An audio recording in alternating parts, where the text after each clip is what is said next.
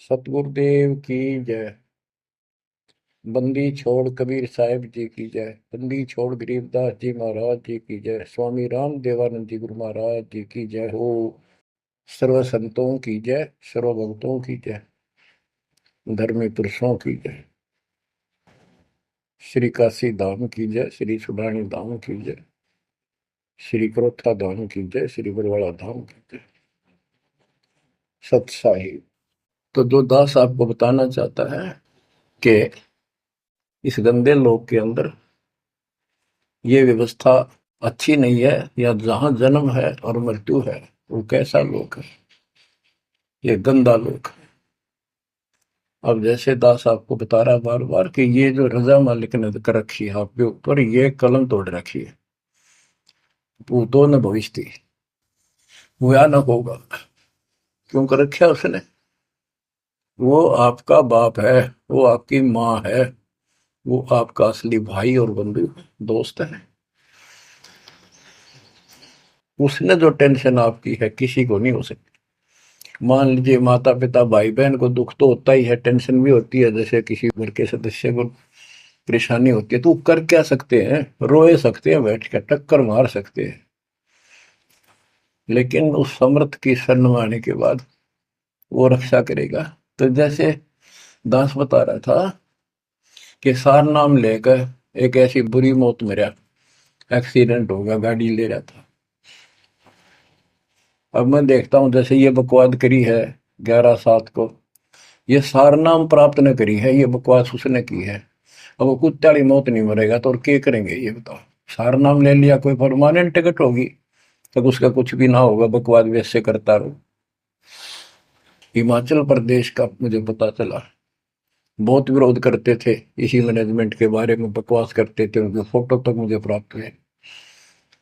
1 महीने के बाद उनको बुलाया गया कुरुक्षेत्र आश्रम में, भाई समझाओ।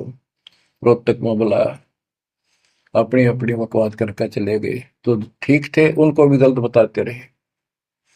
वापस गए, रास्ते में 2 तो एक्सीडेंट में मर गए, एक की टांग टूट गई। दो बकवाद कर रहे थे, सार नाम भी ले रहे थे और सतनाम भी ले रहे थे। खाक है वो सतनाम और सार नाम। और शेष भी गुरु जी के थे, बाढ़ में जाओ इसे शस और ऐसे कोऑर्डिनेटर, तो अपनी बकवास करके कर्म बना लो, बकवास छोड़ दो। ये बार बार कहने की बात नहीं है। तो मुश्किल से मानो शरीर मिला, इसमें तुम वो चौधर में खो दियो और नष्ट करके चले जाइए इस जीवन को। जो आदेश दास का हो भगत, तो वो है कूदता हूँ गुरुदेव का। रामपाल दास का नाम, गले प्रेम की जेवड़ी, जा खेचो जाओ मैं। तो करो तो बाहड़ू, वापस आ जाऊं तो दूर दूर करो तो जाऊं, जो रखो तो हीरो, जो देव सो खाऊं। के एक परमात्मा इस भाव में आओगे ना, बात तो बढ़ेगी जब। वैसे ठीक है, जिसा करोगे मालिक रखा को नहीं। ठीक, वो मर गए, भक्ति कर रहे थे, हुआ तो उन्हें मिले मिले के, और अगले जन्म में हो सके कि राजा महाराजा बन जाए, फिर कर्म फोड़ के फिर कुत्ते बन जाएंगे। तो ऐसे अधीन होना पड़ेगा आपको। जो निर्देश मिले भैया, सेवा छोड़ दे, तुरंत त्याग दे, हाथ जोड़ के खुश होकर, मुंह बढ़ावा नहीं कि तो देखा है कोऑर्डिनेटर हटा दिया, मैं इतने दिन से सेवा कर रहा था, मैं ये कर रहा था, है वैसे उन दिनों में किया मैंने, जब दुख के दिन थे आज में हटा दिया। तो के राजा था तो के मंत्री लाग रहा था, भले आदमी, सेवा थी, मजदूरी थी, मालिक ने दी, मालिक ने ले ली। खुश होना चाहिए हाथ जोड़ के, भाई फेर दियो चांस गुरु जी कहियो, फिर मौका दे, कोई गलती हो तो सुधारूंगा सुधारूंगी। ये तो है साधु के लक्षण। और बकवाद करके मुंह चढ़ाकर बैठे के किसका के बिगाड़ेगा? कल मरेगा कुत्ते वाली मौत से, ऐसे की सीट के मारेगा काल। बच्चों, अपने ऊपर रहम ना करते दास पकड़ लो। मेरा संघर्ष देखो, 27-28 साल हो गए दास में, 1994 से आज तक हिसाब ला लो। और इसलिए कि आप घोर नरक में पड़े हो, इसको सुख मानने बैठे हो।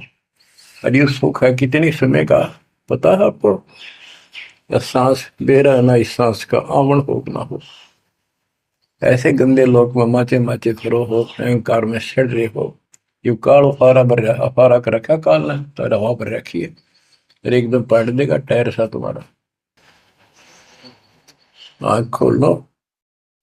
आखिर तुझको कौन कहेगा, गुरु बिन आत्मज्ञान, मन नेकी कर ले, दो दिन काम है मान, मन नेकी। ये कबीर साहब रो रो का गाया करते, खड़े होके तो चौराहों पर, आंखों में आंसू होती थी उनके। ये गाना नहीं था, ये विलाप था।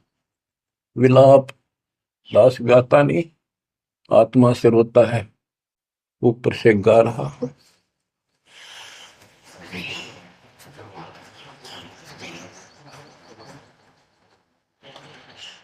120 साल आपके बाप, आपके पिता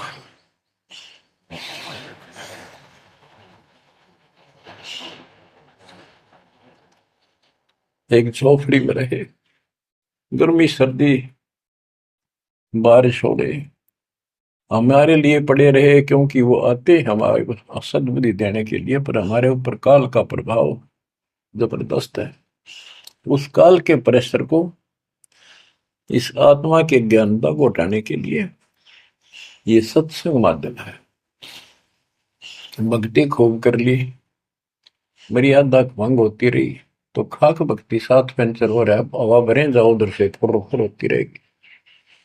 पहले मर्यादित हो जाओ, पंचर ला लो सारे, और फिर अपनी थोड़ी हवा आराम से भरो, और देखना सारा काम ठीक हो जाएगा। बच्चों, आखिर तुझको कौन कहेगा गुरु बिन आत्मज्ञान। एक तो आत्मज्ञान, अब परमात्म ज्ञान पे बात आती है। जो हमारे अभी तक धर्म गुरु सभी धर्मों के धर्म प्रचारक थे, उनको ये नहीं पता हम आए कहां से हैं। इतना जरूर कह देते, भक्ति नहीं करोगे तो 84 लाख योनियों में भटकोगे। आए कहां से, 84 लाख योनियों में भटकने से बचने का उपाय क्या है, वो इनको नहीं पता था। कारण क्या था? कारण ये रहा कि जिन भी जो भी धर्म के धर्म ग्रंथ है, वो इनकम्प्लीट हैं, अधूरे हैं। गरीबदास जिनका है, वेद कतेब का ज्ञान है धूर, वो संतों का मार्ग दूर। अब 4 किताबें जो हैं, जबूर, तौरेत, इंजिल और कुरान, इन चारों पाक पुस्तकों में और चारों पवित्र वेदों में इनकम्प्लीट ज्ञान है, संपूर्ण ज्ञान नहीं है, वो मोक्ष मार्ग नहीं है, वो सच्चा ज्ञान नहीं है। प्रमाण के लिए पाक कुरान सूरत फुरकानी 25 आयत 52 से 59 में स्पष्ट कर दिया कि कबीर नाम जो परमात्मा का है, वो सारी सृष्टि का उत्पत्ति करता है, सबको मोक्ष देने वाला है, और सबके पापों को दूर करता है, नष्ट करता है। वो वही है जिसने 6 दिन में सृष्टि रची, 7वें दिन तख्त पर जा बैठे। उसकी खबर, क्योंकि पाना तो उसी को है, उसकी खबर, उस अल्लाह कबीर की खबर किसी बाखबर तत्वदर्शी संत से प्राप्त करो।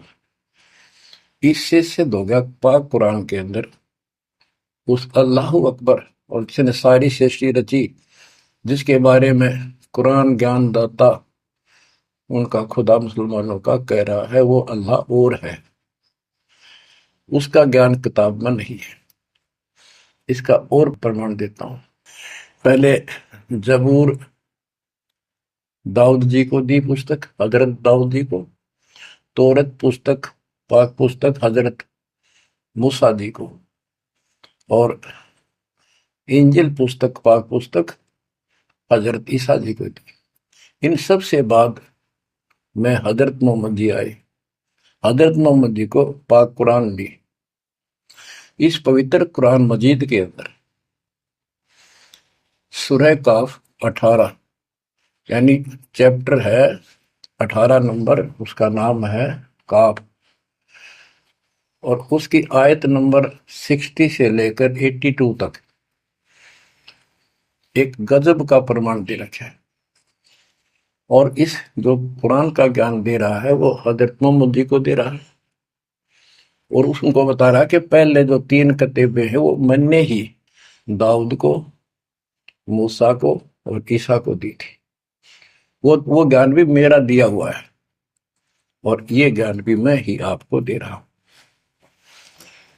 एक प्रकरण है, जैसे आपको बता, सूरह काफ 18 में इनकी आयत यानी दोहा नंबर, साखी नंबर 60 से 82 में, उसमें एक प्रकरण है कि एक समय हजरत मूसा जी कहीं सत्संग कर रहे थे।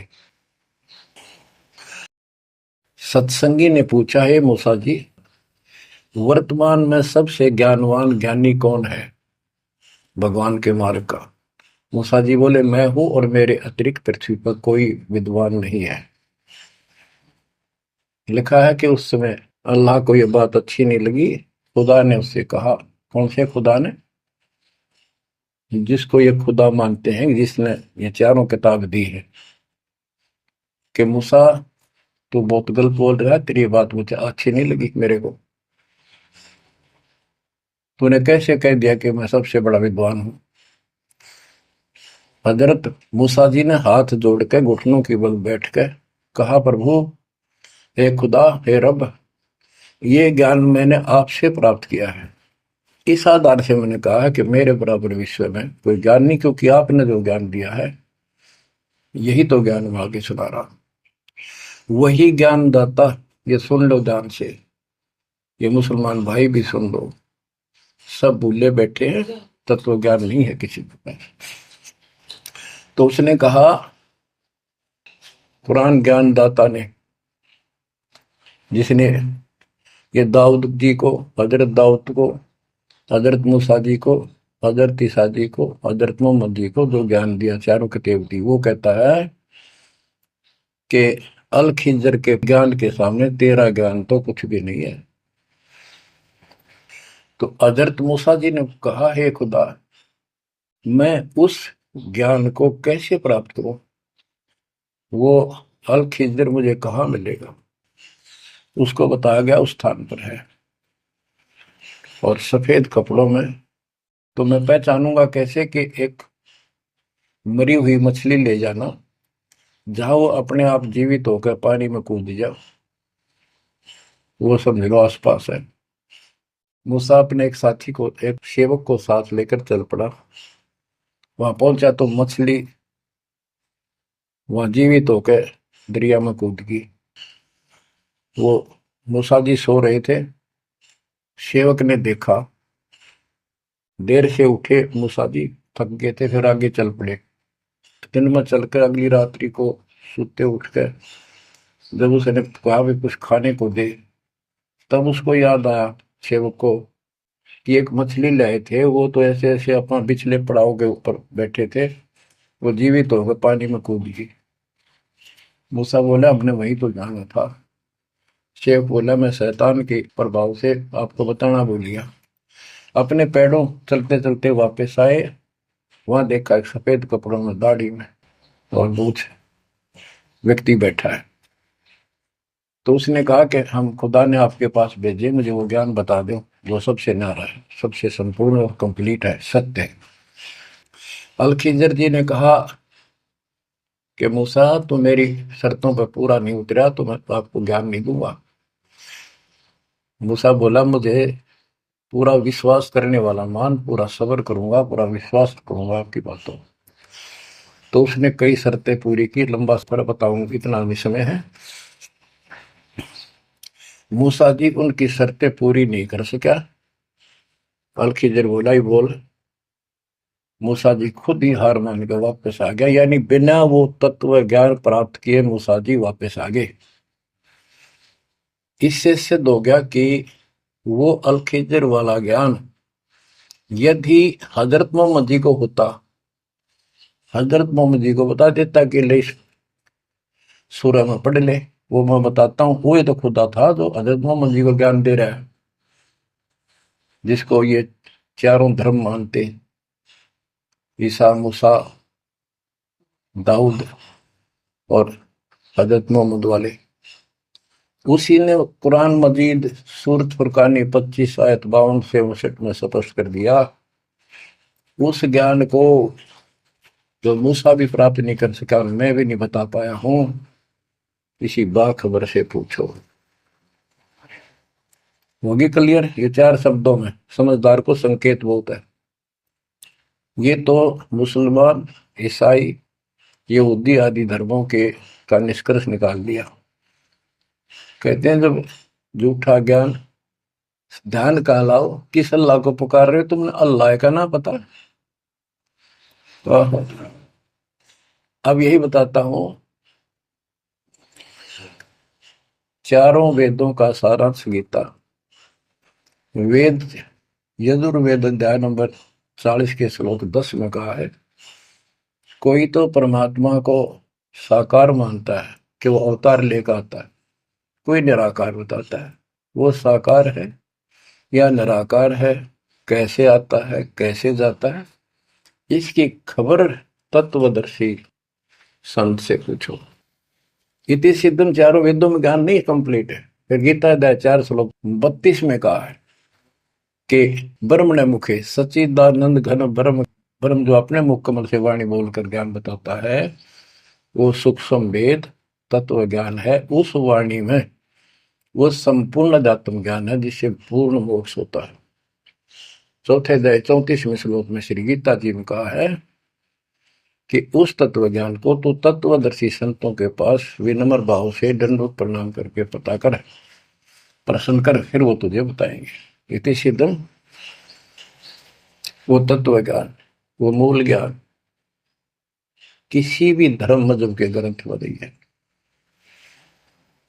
और बच्चों, आज आपको प्राप्त है, आपको सतगुरु प्राप्त है, आपको वो तत्व ज्ञान प्राप्त है। आपकी किस्मत का खोल के देखो एक बार एक पन्ना, आप कितने किस्मत वाले हो। ये संसार की व्यवस्था को भूल जाओ। चाहे कोई गरीब है, कति मजदूरी करके खा रहा है, फिर भगवान के कति लाडले हो तुम। कहते सेठ है थे राजा है, उसने इस तन को नहीं देखना, वो तो आत्मा का सौदागर है, आत्मा का सौदा करता है। बच्चों, आप सतनाम, सच्चे ज्ञान के धनी, सच्चे भगवान के धनी, सच्चे नाम के धनी। परमात्मा आपको मोक्ष दे, सदा सुखी रखे, कुर्बान हो जाओ। आपका भविष्य नरक बढ़ने से बचे, आपको मोक्ष दे दाता सत साहिब। सत साहिब जी, इस वीडियो के बनाने का उद्देश्य हमारा किसी को भी नीचा दिखाना व किसी की भावनाओं को ठेस पहुंचाने का नहीं है। इस वीडियो के बनाने का उद्देश्य हमारा परमेश्वर के तत्व ज्ञान को दर्शाना है। तो आइए देखते हैं जगत गुरु तत्वदर्शी संत रामपाल जी महाराज जी की पुस्तक परिभाषा प्रभु की, पेज नंबर 238 से। प्रभु को संत मलुक दास जी ने देखा। एक मलुक राम चौधरी नाम के एक बहुत बड़े जमींदार, बहुत अच्छे पैसे वाले व्यक्ति गांव के प्रधान थे। कबीर परमेश्वर उसी गांव में अपने भक्तों के पास कई दिन से रुके हुए थे। सभी सेवक कहते थे कि दाता, आज हमारे घर पर भंडारा हो आपका, आज हमारे घर पर हो। ऐसे ही उनके वहां पर सत्संग करते करते रहते थे और भंडारे होते रहते थे। वह मलुक राम चौधरी हर रोज उस गली में जाता था और जब उसका जाना होता था तो उधर से उन भक्तों का एकत्रित होना और वहां पर प्रसाद, हलवा, खीर आदि बनना होता था। और हलवे में जब पात डाले तो वह महक दूर तक जाती है। वह मलुक राम चौधरी हर रोज देखता था। एक दिन उसने पूछा कि भाई, ये क्या चक्कर है? तुम रोज हलवा खीर बना रहे हो, तुम्हारे घर पर ये कौन ठग आया है? अब भक्तात्मा, क्योंकि वह गांव का चौधरी और जिनके कबीर परमात्मा आए हुए थे, वे गरीब आदमी डरते डरते कहने लगे कि चौधरी साहब, हमारे गुरुजी आए हुए हैं और बहुत पहुंचे हुए महात्मा है। Page number 239। भगवान तुल्य समझो। यह सुनकर मलुक राम चौधरी भी अंदर आया और कहने लगा कि आप कौन हो? कबीर साहिब ने कहा कि मेरा नाम कबीर है और मैं जुलाहा हूँ तथा काशी में रहता हूँ। मलुक राम चौधरी बोला कि तू यहाँ क्या कर रहा है? मैंने 3-4 दिन तुझे देखते हो गए। तू इन भोली भाली भक्तात्माओं को लूटने आया है क्या? अच्छा हलवा और खीर खाता है, मस्टंडे कमा कर क्यों नहीं खाता? क्यों दुनिया को गुमराह कर रहा है। कबीर साहिब ने कहा कि चौधरी साहब, मुझे तो भगवान बिना किए ही दे रहा है और जो उसने मेरी ड्यूटी लगा रखी है वह मैं कर रहा हूँ। भक्तात्माओं को सतमार्ग बता रहा हूँ। परमात्मा मुझे दे रहा है तो हलवा खा रहा हूँ, नहीं देगा तो सूखी रोटी खा लूंगा।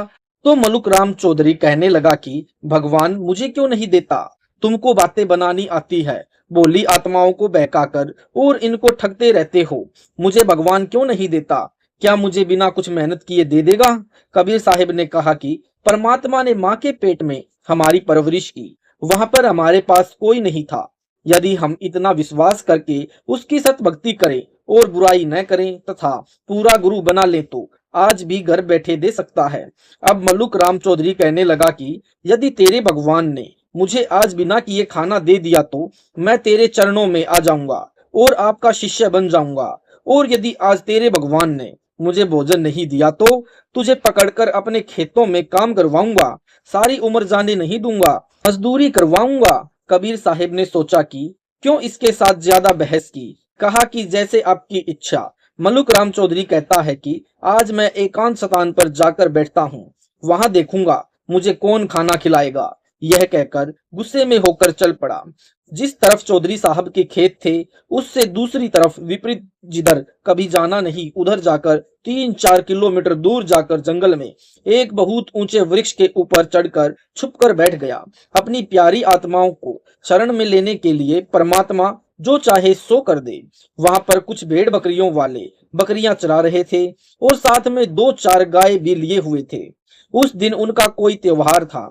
उन सभी भेड़ बकरियां चराने वालों ने सोचा कि आज अपना त्योहार है और कुछ खीर बना लें। Page number 240। एक व्यक्ति की ड्यूटी लगा दी कि आप यहाँ पर खीर बना लो और हम इन भेड़ बकरियों को चरा रहे हैं, इस वृक्ष के नीचे बना लो। ऐसा कहकर वे काफी दूर अपनी बकरियों को चराने के लिए चले गए। जिसकी खीर बनाने की ड्यूटी लगाई थी उसने खीर बनानी आरंभ कर दी। कुछ देर के बाद एक डाकुओं का समूह घोड़ों पर सवार हुए आ गया।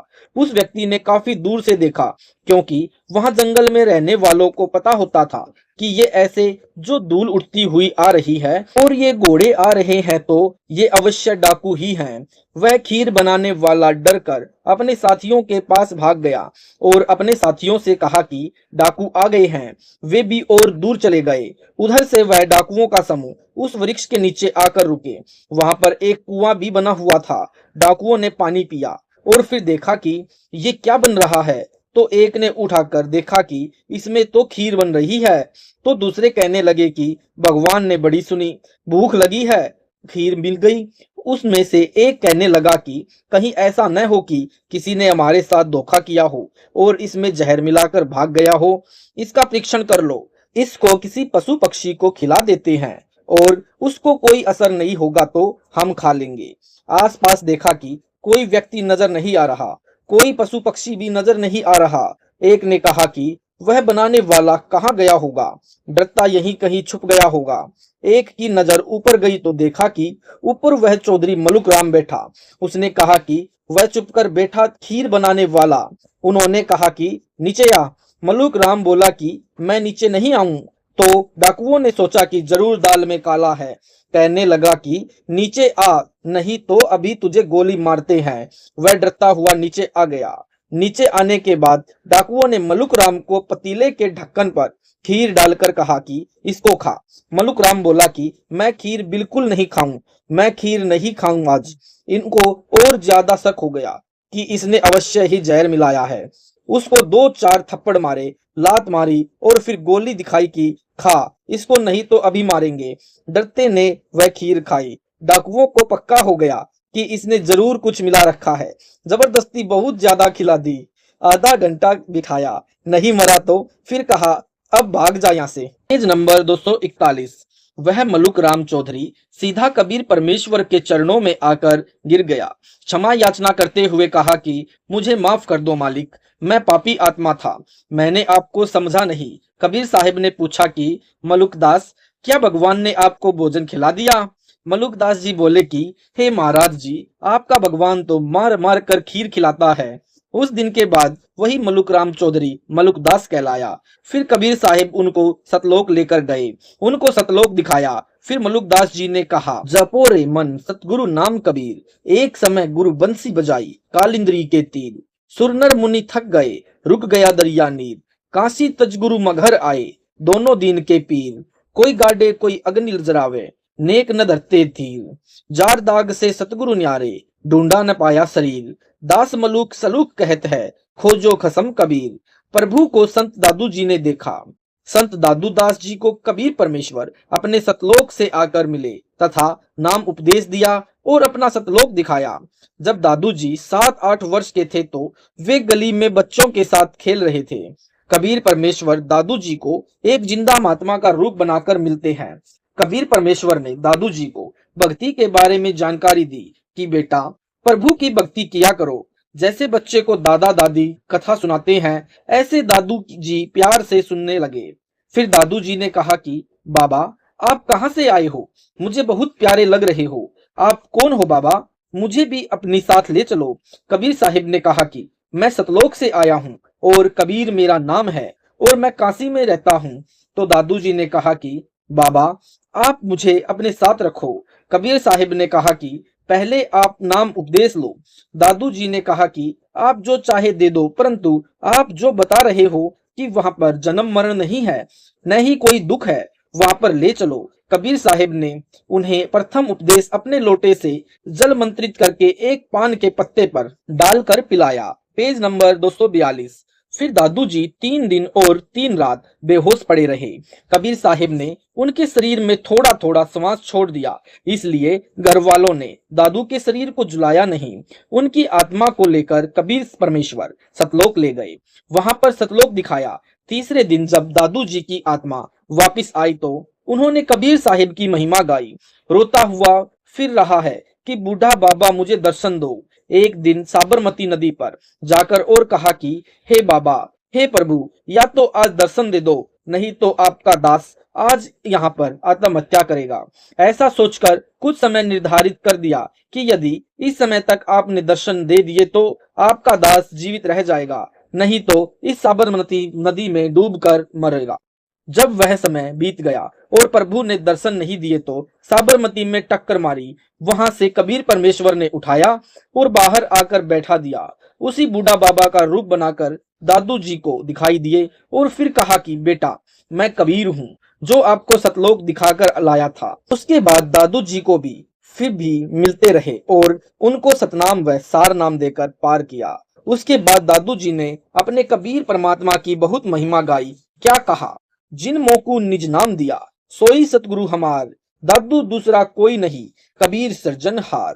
दादू नाम कबीर की जे कोई लेवे ओट। उनको कभू लागे नहीं काल वज्र की चोट। दादू नाम कबीर का सुनकर कापे काल। नाम भरोसे जो नर चले होवे न बाका बाल। जो शरण कबीर के तर गए अनंत अपार। दादू गुण कीता कहे कहत न आवे पार। कबीर करता आप है दूजा ना ही कोई। दादू पूर्ण जगत को भक्ति दृढ़ावे सोए। ठेका पूर्ण होए जब सब कोई तजे शरीर। दादू काल गंजे नहीं जपे जो नाम कबीर। आदम की आयु घटे तब यम घेरे आए। सुमिरन किया कबीर का दादू लिया बचाए। Page number 243। प्रभु को संत धर्मदास जी ने देखा। एक समय एक धर्मदास नाम का बहुत बड़ा सेठ था। धर्मदास जी का जन्म विक्रमी संवत 1462 यानी सन 1405 बांधवगढ़ में हुआ। उनके पास इतना पैसा बताते हैं कि बांधवगढ़ पर जब कोई प्राकृतिक आपत्ति आ जाती थी तो बांधवगढ़ नरेश धर्मदास के पूर्वजों से वित्तीय सहायता लिया करते थे। इतने पैसे वाला सेठ और फिर भी प्रभु की तलाश थी। बांधवगढ़ से मथुरा लगभग 800 किलोमीटर दूर है। आज से लगभग 600 वर्ष पूर्व की बात है। धर्मदास जी वहां से पैदल चला और मथुरा की तरफ रवाना हो गया। Page number 244। मथुरा पहुंच गया। एक शालीग्राम यानी भगवान की पत्थर की मूर्ति और गीता जी साथ में ले रखी थी। गले में तुलसी की एक मणिये वाली कंठी यानी माला डाल रखी थी तथा तिलक लगा रखा था। मथुरा में पहुंचकर एक स्थान पर जमीन को गाय के गोबर में मिट्टी मिलाकर लीपा और भगवान की पूजा की। शालिग्राम यानी भगवान कृष्ण की मूर्ति को नहलाया और फिर उसको कपड़े पहनाए, तिलक किया, मुकुट रखा तथा आरती की। फिर गीता जी का पाठ किया। कबीर परमेश्वर एक साधारण से भक्त जिंदा का रूप बनाकर वहां पर धर्मदास के पास जाकर बैठ गए। धर्मदास की क्रिया को देखने लगे। धर्मदास ने सोचा कि यह जिंदा भक्त बहुत अच्छे ढंग से मेरी क्रिया को देख रहा है, मेरी क्रिया से बड़ा प्रसन्न है। जब धर्मदास अपनी क्रिया कर चुका तब कबीर साहिब धर्मदास जी से बोले कि हे महात्मा जी, मैं तो बहुत जगह घूम लिया, मुझे आप जैसी सत्य भक्ति क्रिया किसी की नहीं लगी। आप क्या साधना करते हो मुझे भी बता दो, मैं आपका दास हूँ। अब धर्मदास ने कहा कि मैं राम कृष्ण का जाप करता हूँ और ब्रह्मा विष्णु महेश की पूजा करता हूँ, शिवलिंग की पूजा करता हूँ और गीता जी का पाठ नित्य करता हूँ, एकादशी का व्रत रखता हूँ। मैं कोई जीव हिंसा नहीं करता। मैं विष्णु साधु हूँ और मैंने एक गुरु बना रखे हैं, श्री रूपदास जी मेरे पूज्य गुरुदेव हैं। इस समय मैं 68 तीर्थों की यात्रा कर निकला हूँ। कबीर साहिब कहने लगे कि आपका क्या नाम है महात्मा जी? धर्मदास बोला कि मैं बांधवगढ़ का रहने वाला हूँ और धर्मदास मेरा नाम है। मैं वैश्य जाति का हूँ, किसी नीच जाति वाले को नजदीक नहीं आने देता। कबीर साहिब कहने लगे बहुत अच्छा है, आप कहाँ से आए हो? कबीर साहिब ने जिंदा रूप में धर्मदास जी से पूछा। धर्मदास ने उत्तर दिया कि मैं बांधवगढ़ से आया हूँ। मथुरा से बांधवगढ़ की दूरी लगभग 250 यानी 250 कोस है और मैं पैदल आया हूँ। कबीर साहिब ने कहा कि वाह जी वाह। कबीर साहिब ने फिर कहा कि महात्मा जी, वहां से यहाँ तक आए हो, इस दौरान आपके पैरों के नीचे जो प्राणी आए हैं, कितने मार दिए आपने गिना? इस मथुरा के जिस तालाब में अब आपने मल मल कर स्नान किया, कितने जीव मरे होंगे मालूम है? 245 पेज नंबर। धर्मदास चक्कर में पड़ गया कि यह अच्छा आदमी है, ये क्या बोल रहा है, तथा कहा कि मैं एकादशी का व्रत करता हूँ। कबीर साहिब जिंदा रूप में कहने लगे कि महात्मा जी देखो, व्रत करने से जीव मुक्त नहीं हो सकता। गीता जी के अध्याय नंबर 6 के श्लोक नंबर 16 में लिखा है कि व्रत करने वालों की भक्ति साधना यानी योग व्यर्थ है, वे कभी सफल नहीं होंगे। योग साधना अर्थात भक्ति न तो ज्यादा खाने वाले की या बिल्कुल न खाने वाले की सफल होगी और न ज्यादा सोने वाले की या ज्यादा जागने वाले की ही होती, अर्थात कभी भक्ति सफल तथा मुक्ति नहीं होगी। उसी का प्रमाण कबीर साहिब देते हैं। प्रथम अन्न जल संयम राखे, योग युक्त सब सतगुरु भाखे। आहार सीमित करो लेकिन बिल्कुल कम भी न खाओ, इससे भी आप सफल नहीं हो सकते। अगर व्रत करने से मुक्ति हो तो धर्मदास जी जब अकाल पड़ते हैं तो उसमें सभी प्राणी निराहार मरते हैं और जिसमें मंगलवार, सोमवार आदि सर्ववार और एकादशी आदि सर्व तिथि भी कई कई बार आ जाती है, फिर भी वे दुर्गति को प्राप्त होते हैं। नादान, तेरी यह पूजा ठीक नहीं है। धर्मदास बहुत नाराज हो जाता है कि यह व्यक्ति मुझे क्या कहने लगा। धर्मदास बोला कि आप गलत मत बोलो और यह कहकर बहुत नाराज हो गया। कबीर साहिब बोले कि महात्मा जी, मैं तो ऐसे ही नादान सा व्यक्ति हूँ, क्षमा करना, कोई बात नहीं, मेरी गलती हो आप महसूस न करो और मुझे भक्ति मार्ग बताओ। धर्मदास बोला कि मैं रामकृष्ण की पूजा करता हूँ।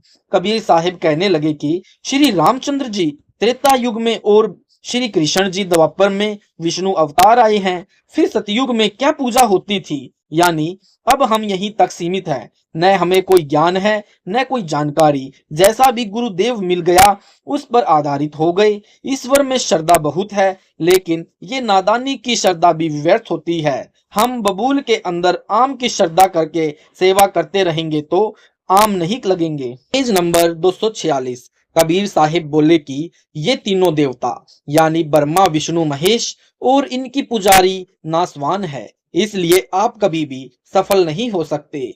इससे धर्मदास और ज्यादा नाराज हो गया तथा कहा, जिंदा महात्मा जी, तू मुझे दुखी न कर, मेरी आत्मा बहुत दुखी हो गई है, तू ब्रह्मा विष्णु महेश के बारे में कुछ मत कह। कबीर साहिब यह कहकर कि अच्छा भाई तेरी मौज है, उसके सामने से अंतर ध्यान हो गए। धर्मदास जी ने सोचा कि यह तो भगवान थे, मैंने तो गलती कर दी, अपने कच्चे ज्ञान के आधार पर परमात्मा को ठुकरा दिया। बहुत महसूस हुआ। अगले दिन सुबह उठा और अपना चौका लीप कर भोजन बनाने लगा। चूल्हे में जलते जलते लकड़ी सामने आ गई। तब धर्मदास ने देखा तथा कहा कि हे भगवान, इतना अनर्थ हुआ। इसमें से तो बहुत चींटियां निकल रही है तथा अग्नि में गिरकर जल रही है। उनके मुख में अंडे हैं, क्योंकि भक्तात्मा तो था ही। इतने पाप को देखकर एकदम सारा कांपने लग गया कि प्रभु, आज तो अनर्थ हो गया। आज मेरे से यह क्या जुल्म हो गया, मैंने पहले क्यों नहीं देखा। इतने हत्या हो गई। उसने सोचा कि आज मैं यह भोजन नहीं करूंगा, किसी संत को खिला दूंगा और आज मैं निराहार रहूंगा। सारी भात यानी भोजन को एक थाल में रखकर और कपड़े से ढककर लेकर संत की तलाश में चल पड़ा। वही दयालु परमेश्वर कबीर साहिब यानी कबीर देव दूसरी वेशभूषा में एक वृक्ष के नीचे बैठ दिखाई दिए। अब धर्मदास ने जाकर प्रणाम किया, नमो नारायण किया। साहिब ने कहा, राम राम भगत जी, आओ, कैसे आना हुआ। धर्मदास ने कहा कि महात्मा जी, लगता है आपको भूख लगी है। कबीर साहिब ने कहा, हाँ भक्त जी, भूख तो लगी है। धर्मदास ने कहा, लो महात्मा जी, भोजन पाओ। कबीर साहिब ने कहा कि पुत्र भला हो तेरा। कबीर साहिब ने अपने लोटे से पानी भरकर एक मंत्र बुदबुदाकर उस भोजन वाली थाली पर छींटे लगाए। उस सारे के सारे भोजन की चींटियां बन गई। चींटियों से सारी थाली भर गई और चींटियां थाली से बाहर निकलने की चेष्टा करने लगी। तब कबीर साहिब ने धर्मदास की तरफ देखा तथा कहा कि धर्मदास, तू तो कह रहा था कि मैं जीव हिंसा नहीं करता। तेरे से तो कसाई ही अच्छा है। इतने पाप के भोजन को तू मुझे खिलाने आया है। उसी समय कबीर साहिब ने वही रूप बना लिया जिस जिंदा महात्मा के रूप में पूर्व दिन वार्ता हुई थी। धर्मदास चरणों में गिर गया तथा कहा कि प्रभु, मुझे क्षमा कर दो, मैं बहुत पापी प्राणी हूँ, मेरे से गलती हो गई, मैंने आपके साथ अभद्र व्यवहार किया। कबीर साहिब ने कहा, कोई बात नहीं पुत्र, अनजाने में गलती हो जाती है। धर्मदास जी की परब के पाने की बहुत ज्यादा आस्था थी। उसी के आधार पर उसने अपना तन मन और धन परमात्मा पर अर्पण कर रखा था। Page number 247। वह पुण्यात्मा अनजान गुरु के आश्रित अपनी भक्ति को सच जानकर और समर्पण भाव से लगा हुआ था। यानी क्योंकि जितने भी संत हैं वे गुरुदेव की महिमा कबीर साहिब की वाणी के आधार पर सुनाते हैं। यदि गुरु है तो उसका ऐसे ही आदर करे, उसके वचनों पर प्राणी चले, तब उसकी मुक्ति निश्चित होती है। गुरुदेव अधूरा है और भक्त आत्मा अपने गुरुदेव पर आस्था भी रखे हुए हैं। उनके हृदय में गुरुदेव के लिए स्थान भी बना हुआ है, लेकिन वह सफल नहीं होगा। जैसे बबूल को बीज कर उसकी सेवा भी करें, उसमें खाद भी डालें, पानी भी डालें, उसकी सुरक्षा भी करें, आस्था भी पूरी है और सोच रहा है कि इसके आम लगेंगे, लेकिन उसके आम कभी नहीं लगेंगे। धर्मदास जी के पूर्व गुरुदेव रूपदास जी वैष्णव थे। जितना भी उनको ज्ञान था, अच्छे महात्मा थे। जैसा भी उन्होंने सुना था, कहा कि बेटा, तेरे पास धन भी बहुत है, 68 तीर्थों पर जाना जिससे तेरी मुक्ति हो जाएगी। पुत्र, तू स्वर्ग चला जाएगा। कबीर साहिब ने धर्मदास को बताया कि 68 तीर्थों पर जाने से जीव मुक्त नहीं हो सकता और न ही कोई प्राप्ति होती है। व्यर्थ में जीव हिंसा का पाप आपके सिर पर रखा जाता है। तीर्थ पर जाने से जीव को कोई लाभ नहीं है। यानी अब ये बातें जो मैं आपको बताऊंगा, पहली बार जो भक्त आत्माएं पढ़ रही होंगी उनको बहुत धक्का सा लगेगा और हो सकता है कि उनका दिल भी दुखी हो। कोई बात नहीं, एक बार दुखने दो। जो नादान डॉक्टर नीम हकीम होते हैं वे क्या करते हैं कि कहीं तेरा मरीज न टूट जाए, उसके अनुकूल ही वे उसको दवाई देते रहते हैं। जैसे किसी के पैर में चोट लग गई और उसके पट्टी बांधने के लिए ड्रेसिंग करने वाला डॉक्टर जाता है, वह मरीज कहता है कि डॉक्टर साहब, बहुत पीड़ा हो रही है, दर्द मत करना। डॉक्टर साहब कहता है कि अच्छा भाई, बिल्कुल दर्द नहीं करेंगे। ऐसे ही मलहम लगाई और पट्टी बांधकर पैसे लेकर चल पड़ा। अगले दिन डॉक्टर फिर जाता है, फिर मरीज ऐसे ही कहता है कि देखना डॉक्टर जी, दर्द न करना। वैद्य कहता है कि अच्छा, दर्द नहीं करेंगे। फिर ऐसे ही स्वाभाविक सी पट्टी करके तथा पैसे लेकर चला गया। जब वह लाइलाज बीमारी हो गई तब किसी दूसरे डॉक्टर के पास गए जो सही जानकार था। रोगी ने वहां भी ऐसे ही कहा कि देखना डॉक्टर साहब, दर्द मत करना, बहुत पीड़ा हो रही है। डॉक्टर साहब कहता है कि अच्छा भाई, नहीं करेंगे। सही वैद्य उस मवाद भरे घाव को दबाकर मवाद निकाल देगा, घाव को बिल्कुल साफ करेगा। रोगी रो रहा है, दर्द हो रहा है। डॉक्टर कहता है कि होने दे, एक बार होगा, और उसको साफ करके बढ़िया इलाज शुरू हो जाता है। तीसरे दिन जख्म भर जाता है। उस नादान वैद्य के आश्रित होकर टांग कटवानी पड़ती। सही डॉक्टर कहता है कि यदि 10 दिन और न आता तो यह टांग काटनी पड़ती। ऐसे ही जब यह पट्टी यानी पुरानी साधना उखड़ेगी तब एक बार दर्द होगा, फिर दर्द नहीं होगा, फिर ये जख्म भर जाएगा, अर्थात सत्य भक्ति प्रारंभ हो जाएगी तथा फिर मुक्ति प्राप्त हो जाएगी। सत साहेब जी, ये थे जगत गुरु तत्वदर्शी संत रामपाल जी महाराज जी के विचार। अगर आपको यह वीडियो अच्छा लगा तो इस वीडियो को ज्यादा से ज्यादा शेयर करें ताकि यह वीडियो जन जन तक पहुंच सके। अगर आपको वीडियो अच्छा लगा है तो वीडियो को लाइक करें, शेयर करें, कमेंट करें। अगर आप यूट्यूब पर सतलोक इन संत रामपाल जी महाराज चैनल पर यह वीडियो पहली बार देख रहे हैं तो हमारे चैनल को सब्सक्राइब करें। सत साहेब जी, मिलते हैं अगली वीडियो में।